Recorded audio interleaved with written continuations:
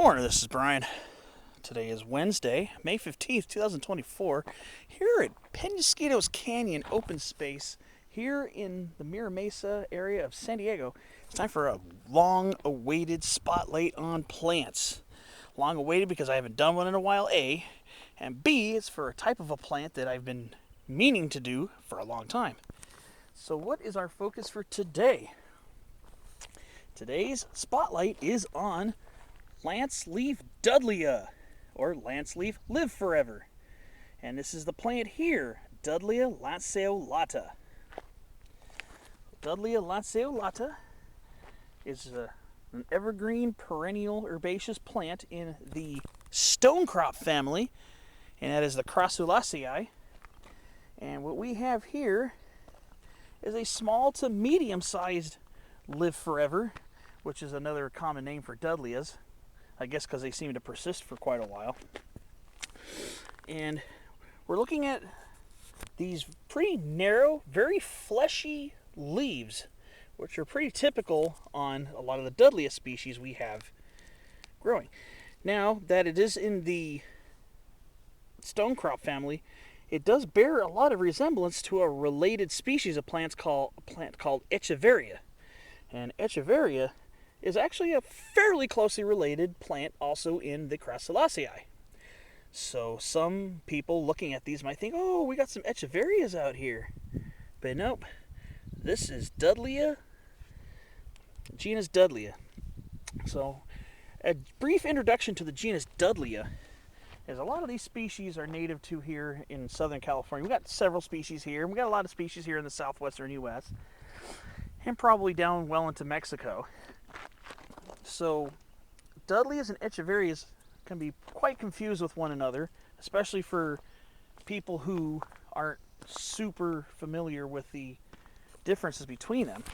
Well, one general characteristic that separates the two genera, Dudleya and Echeveria, is the climates they inhabit. A lot of times, and this is just a generalization, this isn't specific for every case, but Dudleyas tend to live in areas of winter rainfall and summer dryness, and Echeverias tend to live in areas of winter dryness and summer wetness. So again, that's just a generality, and that's not very specific, but that seems to be a trend. And I don't think we have any native Echeveria species here in Southern California. And so what we have here is, again, lanceolata refers to the lance-shaped leaves, the lanceolate leaves, and that's why we call it Lanceleaf Dudleya. Now, a lot of times they'll start out with a single rosette of leaves that will graduate into sometimes multiple rosettes, as seen here. So what I'm going to do is I'm going to go to a spot of some juvenile Dudleya rosettes that are singular and show you those.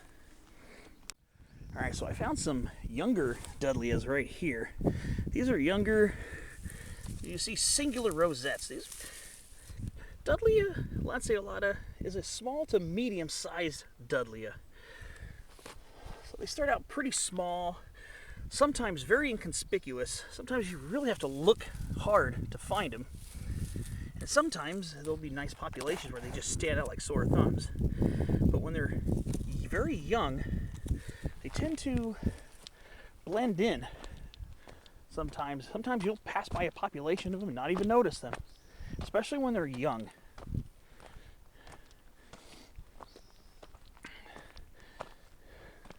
But then with age, these plants can get quite a bit larger and become very noticeable.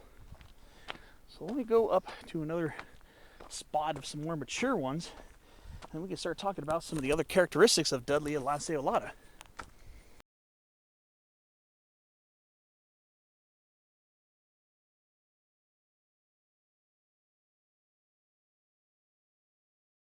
Okay, so here we are.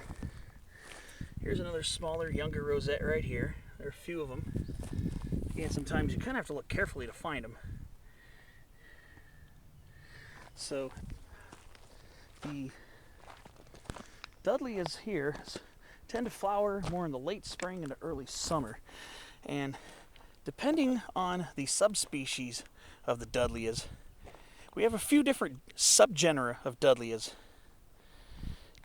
And I know we have Stylophyllum, subgenus Stylophyllum, subgenus Hyacinthus, and subgenus Dudleya. Now our plant is our plant here in question, the Dudleya lanceolata, is in the subgenus Dudleya. And let's go look at some of the characteristics of the flowers that are some of the telltale signs that we are in the subgenus Dudleya. So, every late spring and early summer, these Dudleyas pop up with these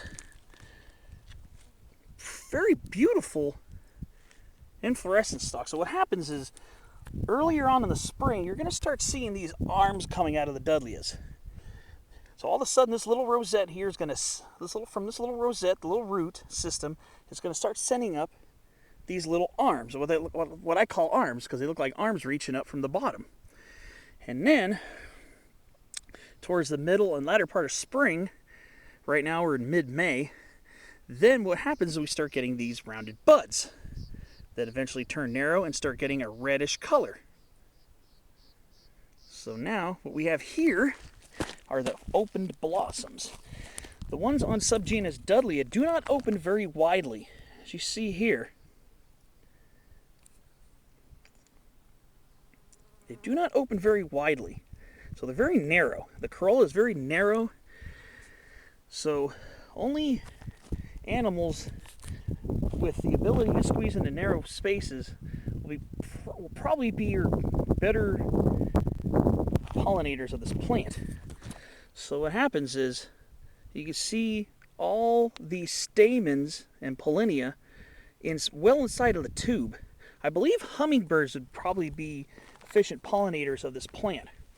So yes, the plants in the subgenus Dudleya, they are evergreen leafed and usually have narrow corollas for their flowers. And they send up these big long arms of inflorescences. And of course, an inflorescence is a flowering structure. It's what usually carries the cluster of flowers. So, obviously, being that this is a seed plant, it's a flowering plant, it's also going to have fruit and seeds. So, what does the fruit and seed of the Dudleya look like? Well, the seeds are going to be very small and kind of granular. So I'm not going to be able to get a good detail on the seeds, but I am going to be able to show you what the fruit of the Lanceleaf Dudleya looks like. So in previous years, you have these little narrow seed capsules that split open in 5 chambers. So they're 5-chambered seed capsules that alternate along the stem here. It's kind of hard to see, but they split open like little star-shaped capsules. And then the little tiny granular seeds fall out and hopefully germinate after a good rainy season. So at the top of where the flowers previously were growing, now you have these little 5-star seed capsules, or star-shaped seed capsules. Okay. Here are some more Dudleyas that are blooming right now. So, for the most part, Dudleyas can be kind of picky where they grow. A lot of times they're going to be on slopes. So in my next segment, I'm going to start talking about the habitat of Dudleya lanceolata and where you're going to be more likely to find this plant.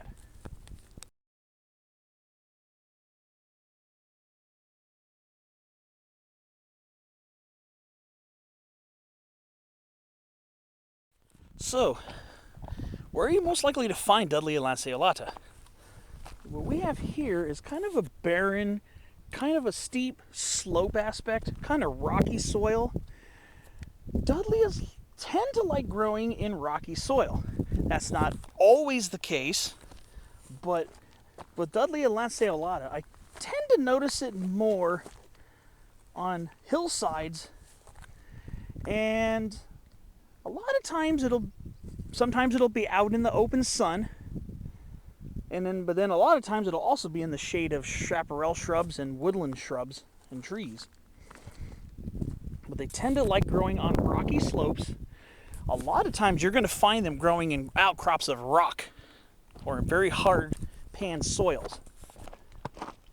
And they typically prefer north-facing slopes. This is a north-facing slope. It looks pretty arid, but as evidence above us, some very lush chaparral grows up here. So this is a north-facing slope. They do tend to prefer north-facing slopes. I don't think it's really exclusive, but it tends to be the preference of Dudleya lanceolata. And a lot of species of Dudleya is native here to Southern California. They tend to like a little bit less of a full sun impact.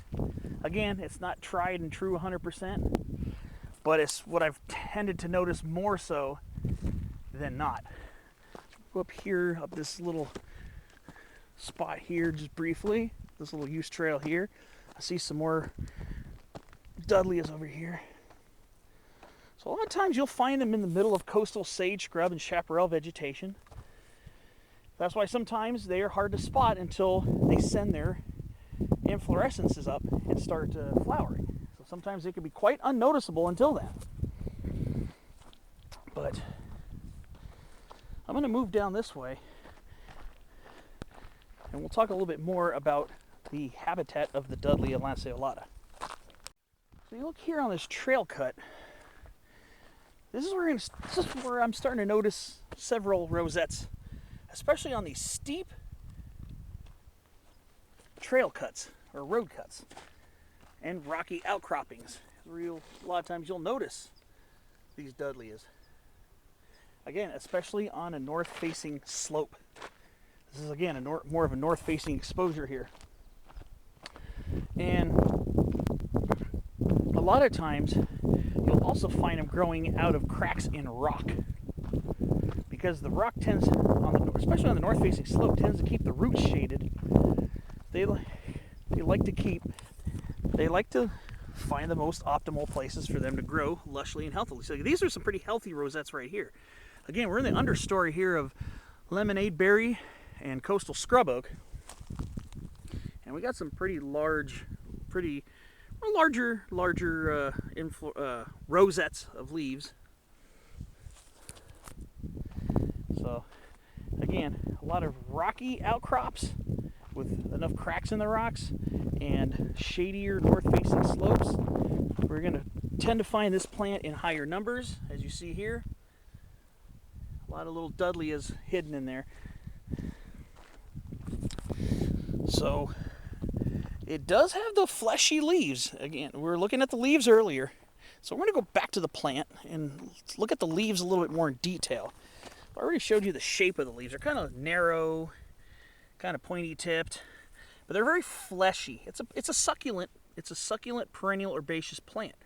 So it does have the element of water storage in its leaves to retain moisture longer for the plant to survive, especially in climates that are quite dry. And here we average probably about 11 inches of rain a year, so we get long periods of dry weather. So these plants do use their tissues to absorb and retain water during periods of dry weather. Now, when the weather has been dry for an extremely long amount of time, it might appear that the Dudleyas are shriveling away to die. Now, it's kind of a succulent's version of wilting, because these plants can get very dehydrated in climates that are very dry. So they can shrivel up and look like they're dying. However, when the rainy season comes back, they get plump and juicier again. And I've noticed that on a lot of other succulents like cactus plants during very dry weather. They can also get kind of wrinkly and shrivelly looking. But that's also them just basically surviving on autopilot until more favorable conditions occur. And Dudleyas can do that as well. Now again, Dudleyas are not really related to cactus. Just because a plant is a succulent doesn't mean it's a cactus. All cactus plants are succulents, but not all succulents are cactus. But yeah, this plant is basically found here, mostly coast to maybe lower mountain crests in basically Southern California and into northern Baja California.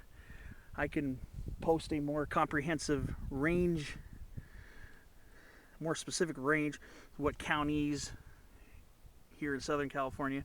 But I've seen it here in San Diego County. I've seen it in Orange County. Pretty sure I've seen it in LA County. And it's generally a lower elevation plant. Once you get higher up, you get Dudleya cimosa. It's another species of very similar Dudleya. Dudleya cimosa, the canyon Dudleya, has very similar leaves, only they tend to be a little broader in profile, a little bit wider, and the rosettes tend to be pretty small on those as well. Sometimes even smaller, especially the subspecies pumila, which I've seen mostly up in the mountains. And then there's another similar species that's on the east side of the mountains down into the desert, which is Dudleya saxosa subspecies aloides, which is very similar to Dudleya lanceolata, but it's a higher mountain, desert side of the mountains down to the lower desert elevations, and that would be Dudleya saxosa aloides, which I have not spotlighted on my channel yet. Hopefully I will get one of those in at some point. But yeah, Dudleya lanceolata. Another addendum to what I was talking about with regard to their habitat is I've also seen them at Torrey Pines State Reserve over by Del Mar, where I've seen them growing in the understory on relatively flat land underneath Torrey pine trees in pine needle litter. And sometimes in those areas, their rosettes get much larger. I've seen them get quite large. And their inflorescence stalks get a couple to a few feet high. So that is one other place I've seen them, is in the understory of Torrey Pine woodland at Torrey Pine State Reserve Extension area. But I'm going to go up to one more little spot of Dudleyas to wrap up this video. So yeah. Beautiful Dudleya lanceolata. This is the first time I have ever spotlighted a Dudleya species, so I am proud to be able to, or to finally take the time to do this, because Dudleyas are a very interesting group of plants, and they produce some really charismatic looking floral displays on our hills and canyons here in Southern California. So I'm proud to be able to finally get my first Dudleya spotlight in. Coming up next on my Dudleya list is I want to do a spotlight on Chuck Dudleya, Dudleya pulverulenta. That should be coming into bloom probably more towards next month. So June would probably be a more likely time for me to spotlight that one. That one blooms a little bit later, and it's quite a charismatic plant here in the beautiful coast and foothill ranges here in Southern California. So that's going to basically wrap up my spotlight video on Lanceleaf Dudleya, or Lanceleaf Live Forever. Dudleya lanceolata. Beautiful plant here in Southern California. That'll basically do it for this episode. Thanks for watching. I hope you enjoyed this one and found it yet informative and helping to identify some more awesome plants here in Southern California. I will see you on the next episode. Thanks for watching and enjoy.